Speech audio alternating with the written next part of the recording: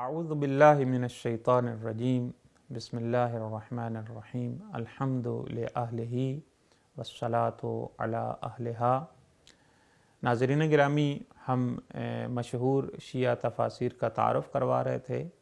تو اسی سلسلے کو آگے بڑھاتے ہوئے آج ہم ایک بہت ہی اہم تفسیر کا تعارف کروانا چاہتے ہیں، جس تفسیر کا نام مشہور ہے شیعہ تفاسیر میں سے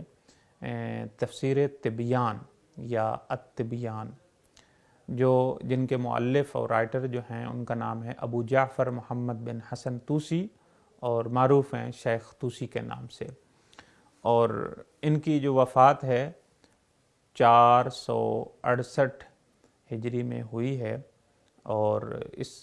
کتاب اور یہ جو تفسیر ہے تفسیر تبیان،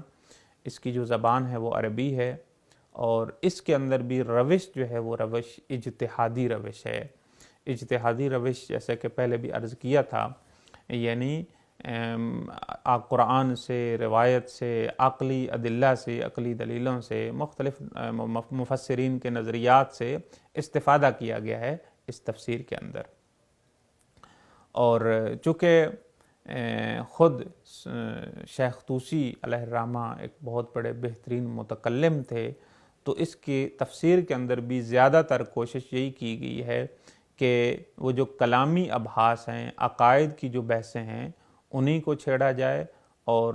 قرآن کی تفسیر جو ہے وہ کلام کے ذریعے کی جائے، اور اس میں زیادہ تر انہی آیات کو ڈسکس کیا جائے جو کلام کے متعلق ہیں، عقائد کے متعلق ہیں۔ اگرچہ پورے قرآن کی تفسیر ہے، لیکن زیادہ تر اس کی جو گرائش ہے وہ کلامی گرائش ہے۔ اور اس کی جو جلدیں ہیں وہ 10 جلدیں ہیں، اور مکمل ایک تفسیر ہے۔ اور شیخ طوسی کے متعلق اگر تعارف کے سلسلے میں کہا جائے، جو کہ خود بھی کسی تعارف کے محتاج نہیں ہیں، تو بہرحال وہ ایک فقیہ تھے، متکلم تھے، ادیب تھے، مفسر تھے، اصولی تھے، رجالی تھے، تو بہت بڑی بہترین شخصیت تھے، اور شیخ مفید علیہ الرحمہ کے شاگردوں میں سے ہیں، اور بہت ساری کتابیں لکھی ہیں شیخ طوسی علیہ الرحمہ نے۔ آپ کو معلوم ہے کہ ہماری 4 کتب جو ہیں وہ مشہور کتب ہیں حدیث کی، جن کو کتب اربع کہا جاتا ہے۔ اصول کافی ہے، من لا یعذرہ الفقیہ ہے، تہذیب الاحکام اور الاستبصار۔ تو ان میں سے جو 2 کتابیں ہیں، یعنی ان 4 کتابوں میں سے ہمارے مکتب کی جو سب سے بڑی اہم 4 کتابیں ہیں، ان میں سے جو 2 کتابیں ہیں، ان 2 کتابوں کے مؤلف شیخ طوسی ہیں، یہی تہذیب الاحکام اور الاستبصار۔ ان دونوں کتابوں کے رائٹر اور مؤلف شیخ طوسی علیہ الرحمہ ہیں۔ اور پھر آتے ہیں خود تفسیر کی طرف کہ تفسیر کی کیا خصوصیات ہیں۔ شیخ طوسی علیہ الرحمہ نے باقاعدہ بیان کیا ہے کہ میں نے یہ تفسیر تبیان کیوں لکھی ہے، اس کی کیا وجوہات ہیں۔ تو 2 وجہیں اور 2 علتیں بیان کی ہیں جس کی وجہ سے اس تفسیر کو لکھا ہے۔ پہلی وجہ یہ ہے کہ ایک جامع اور کامل، اس دور تک ایک جامع اور مکمل تفسیر قرآن کی موجود نہیں تھی، تو شیخ طوسی علیہ الرحمہ نے اسی وجہ سے ایک مکمل تفسیر جو ہے وہ لکھی 10 جلدی، تاکہ پورے قرآن کی تفسیر ہو جس کے اندر۔ تو یہ ایک مکمل قرآن کی تفسیر ہے، یہ پہلی بات اور پہلی وجہ تھی۔ چونکہ مکمل تفسیر نہیں تھی تو انہوں نے ایک مکمل تفسیر لکھی۔ دوسری وجہ جو انہوں نے بیان کی ہے وہ یہ ہے کہ کوئی ایسی تفسیر نہیں تھی جس میں شیعہ عقائد کا دفاع ہوا ہو، تو شیخ طوسی علیہ الرحمہ نے اس تفسیر کے اندر شیعہ عقائد کا دفاع بھی کیا ہے۔ اور یہ اگر کہا جائے کہ یہ تفسیر ایسی تفسیر ہے جو شیعہ عقائد کا دفاع کرتی ہے، تو واقعاً تفسیر تبیان ایک ایسی تفسیر ہے جو دفاع کرتی ہے۔ تو اس کے علاوہ اس تفسیر کے اندر روایات سے استفادہ کیا گیا ہے، لغت سے، عربک ڈکشنری جو ہے اس سے استفادہ کیا گیا ہے، ادبیات عرب سے استفادہ کیا گیا ہے، حتیٰ صحابہ اور تابعین کے اقوال کو اس تفسیر کے اندر ذکر کیا گیا اور اس سے استفادہ کیا گیا ہے۔ بہترین استدلال قائم کیے گئے ہیں، تحلیلی گفتگو کی گئی ہے، عقلی دلائل دیے گئے ہیں، اگر ایک آیت کی مختلف قراتیں ہیں تو ان تقریباً تمام قراتوں کو بیان کرنے کی کوشش کی ہے، اس آیت کے متعلق جتنی بھی قراتیں ہیں ان کو بیان کرنے کی کوشش کی ہے، یعنی اختلاف قرات کا ذکر کیا ہے۔ شان نزول کو، اگر آیت کا کوئی شان نزول ہے تو اس کو بھی بیان کرنے کی کوشش کی ہے۔ تو بہرحال اسی طریقے سے خود تفسیر کے اندر جہاں پہ فقہی ابحاث آتی تھیں تو شیخ طوسی علیہ الرحمہ وہاں پہ فقہی بحث بھی کرتے تھے۔ مثلا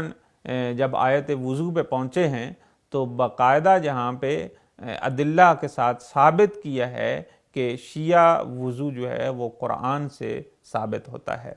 اور اسی طریقے سے کلامی اعتبار سے جو عقائدی اور کلامی بحثیں تھیں ان کو بھی چھیڑا ہے اور بیان کرنے کی کوشش کی ہے، جیسا کہ پہلے بھی میں نے عرض کیا ہے۔ مثلا جبر اور اختیار کی بحث کو قرآن میں بہترین انداز میں اور احسن انداز میں اسے بیان کرنے کی کوشش کی ہے، اور جہاں پہ جبر اور اختیار کے متعلق جو شبہات تھے ان شبہات کا جواب بھی بڑے اچھے انداز میں دیا ہے۔ اسی طریقے سے ہماری ایک عقائدی بحث جو ہے وہ امامت کے متعلق بحث ہے کہ اور یعنی ہم پیغمبر اسلام کے بعد امیر المؤمنین کو ان کا خلیفہ اور جانشین مانتے ہیں۔ تو جب شیخ طوسی یہ آیت جو ہے انما ولیکم اللہ ورسولہ، اس آیت پہ پہنچتے ہیں تو بہترین قرآنی ادلہ اور قرآنی دلیلوں کی روح سے ثابت کرتے ہیں کہ پیغمبر اسلام کے